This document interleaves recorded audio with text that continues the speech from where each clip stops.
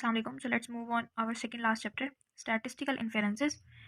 कहीं ये इंटरफेरेंसेस लिखा हुआ है, कहीं इन्फेरेंसेस लिखा हुआ है, जो चाहे पढ़ लेना। अच्छा, अब इसमें से ना सिर्फ दो चीज़ें करनी है। एक हम लोगों ने करना है हमारा इंटरवल एस्टिमेशन, और सेकंड जो क्वेश्चन आता है इस चैप्टर में से वो आता है उसका टी टेस्ट का ना। अब सारे टेस्ट शुरू हुए हैं, G test, T test, P test, तो ये उनमें से एक टी टेस्ट इस वाले चैप्टर में है। पहले स्टैटिकल इंटरफेरेंस या इन्फेरेंस की डेफिनेशन करनी है यहाँ से।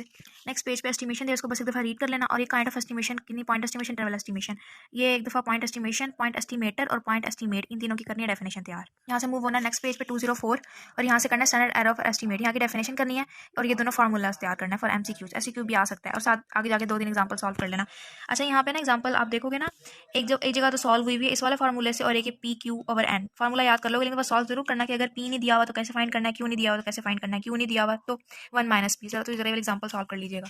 ओके, इंटरवल एस्टिमेशन ये ऐसी क्यों आता है। अच्छा, इंटरवल एस्टिमेशन के लिए ना कोई आपको पीछे से डब्बा देखने की जरूरत नहीं है, इसका ना यही बॉक्स है और हमेशा ना। अच्छा, अब इसके लिए ना ये वाला टेबल यूज़ होगा, इसकी वैल्यूज़ 1 साइडेड और 2 साइडेड, और ये 50% पे हमने चेक करनी होती है, हम लोग इस टेबल से ले लेते होते हैं। अच्छा, अब थोड़ी सी मैंने यहाँ पे लिखी हुई अपनी आसानी के लिए आप लोगों के साथ भी शेयर करती हूँ कि एक्स क्या है, जी क्या है, और इसमें पॉपुलेशन स्टैंडर्ड डेविएशन क्या, सैंपल साइज का। ये भी ना, ये छोटी छोटी चीज़ें ना आप अपने बुक के ऊपर लिख लिया करें, ताकि ना करते हुए आसानी हो, ज़रा समझने में भी आसानी हो, करने में भी आसानी हो। नेक्स्ट एक ये इसका फॉर्मूला था, और इसका आंसर भी ऐसे लिखना होता है कि पहले आपने, हाँ एक बात लिखनी होती है, यहाँ पे मैंने लिखी थी कि पहले लोअर लिमिट लिखते होते हैं और फिर हमेशा अपर लिमिट लिखते होते हैं। बहुत सारे लोग ना इसको गलती कर देते हैं, हमेशा जो लोअर लिमिट होती है ना वो माइनस की फॉर्म में होती है, जैसे कि इधर यहाँ माइनस करके फार्मूला, क्योंकि यहाँ फार्मूला एक दफ़ा प्लस में एक दफ़ा माइनस में, तो पहले आपने लोअर लिमिट यानी माइनस में करके लिखना होता है, एक दफ़ा प्लस में करके लिखना होता है। आप लोग ना लास्ट में इसकी एग्जाम्पल सॉल्व कीजिएगा। यहाँ से आप लोग को रूल दिखा देती हूँ, ये वाला ना रूल, ये अच्छे से तैयार करना है कि अगर एन की वैल्यू लेस देन 30 होती है तो जी स्कोर अप्लाई होता है, और अगर एन की वैल्यू मोर देन 30 होती है तो जी टेस्ट कब अप्लाई होगा, जब हमारे पास जो सिग्मा है वो नॉन होगा, लेकिन अगर सिग्मा अननॉन होगा तो टी टेस्ट अप्लाई होगा। तो यहाँ से बहुत सारे एमसीक्यूज बनते हैं, तो इस टेबल को इसके यहीं पे लिख के ना चिपका लो। ये लास्ट में ना पेज नंबर 211 पर दिया हुआ है एक ये वाला फार्मूला, इसको भी एक दफ़ा देख लीजिएगा। अब डायरेक्ट मूव करते हैं अपने पेज नंबर 216 के ऊपर। यहाँ पे है टेस्ट ऑफ हाइपोथेसिस, ये इंपॉर्टेंट है, ये वही जो है वो टी टेस्ट की जो मैं बात करी थी वो ये वाला टेस्ट है। इसमें भी वही यही वाले स्टेप चलते होते हैं, ये मैंने स्टेप यहाँ समराइज किए हैं, आप लोग भी अपनी बुक पे इसी तरीके से समराइज कर लो। आप यहाँ से आप लोगों ने पढ़ना है कि नल हाइपोथेसिस क्या होती है, अल्टरनेट हाइपोथेसिस क्या होती है, और इस टेस्ट स्टैटिस्टिक्स क्रिटिकल वही वाली पीछे वाली बातें हैं ना।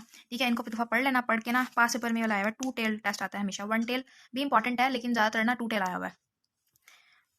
2 टेल का क्या मतलब होता है कि जो हमारा ग्राफ है वो दोनों तरफ प्लॉट होगा, ये वही नॉर्मल डिस्ट्रीब्यूशन वाली बात है। और 1 टेल क्या कि एक साइड होगा, इधर पॉजिटिव और नेगेटिव को फिर हम उसके अकॉर्डिंग जो हमारे हाइपोथेसिस बनेगी, जो हमारा कंक्लूजन आएगा उसके अकॉर्डिंग फिर हम लोग करते होते हैं।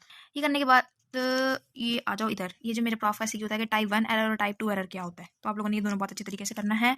यहाँ पे हल्की सी डेफिनेशन लिखी हुई है कि टाइप 1 एरर क्या होता है और टाइप 2 एरर क्या होता है। नेक्स्ट पेज पे प्रोसीजर ऑफ हाइपोथेसिस, अप्रॉक्सीमेटली जितने भी हाइपोथेसिस सबका प्रोसीजर सेम है, इवन कि आप जाके आगे जाके नोवा पढ़ोगे उसमें भी ये स्टेप फॉलो होता है, दफ़ा याद कर लो तो लिख लेना बस वही। कंपैरिजन आप लोग दफ़ा रीड कर लेना, ये वही वाली बात दी हुई है। और एंड मैंने इसका टेबल दिया हुआ है इसी टी टेस्ट के नेम से ही ना, वहाँ से हम लोग अपना टेबल कर लेंगे। मैंने बुक से फाड़ा था तो मुझे पता नहीं मैंने कहाँ रखा हुआ है, तो मैं आप लोग को दिखाती कौन सा है, और बाकी रेस्ट एग्जाम्पल सॉल्व कर लीजिएगा। तो यहाँ हमारा चैप्टर डन होता है, चैप्टर नंबर 8। नेक्स्ट में मार्क करते हैं ना चैप्टर नंबर 9। किसी का question you can ask me related to chapter 8। Thank you, अल्लाह हाफिज़।